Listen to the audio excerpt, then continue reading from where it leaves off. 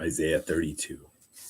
Behold, a king will reign righteously, and princes will rule justly, and each will be like a refuge from the wind, and a shelter from the storm, like streams of water in a dry country, like the shade of a huge rock in a parched land. Then the eyes of those who will see will not be blinded, and the ears of those who hear will listen. And the mind of the hasty will discern the truth, and the tongue of the stammerers will hasten to speak clearly.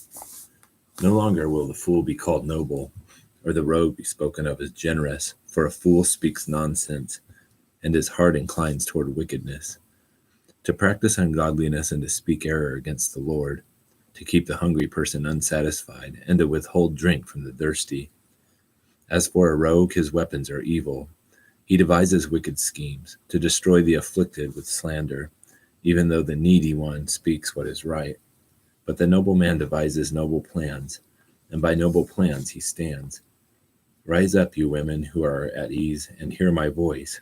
Give ear to my word, you complacent daughters. Within a year and a few days you will be troubled, O complacent daughters, for the vintage is ended, and the fruit gathering will not come. Tremble, you women who are at ease. Be troubled, you complacent daughters. Strip, undress, and put on sackcloth on your waist. Beat your breast for the pleasant fields, for the fruitful vine, for the land of my people in which thorns and briars shall come up. Yea, for all the joyful houses, and for the jubilant city, because the palace has been abandoned, the populated city forsaken. Hill and watchtower have become caves forever, a delight for wild donkeys, a pasture for flocks, until the Spirit is poured out upon us from on high, and the wilderness becomes a fertile field, and the fertile field is considered as a forest.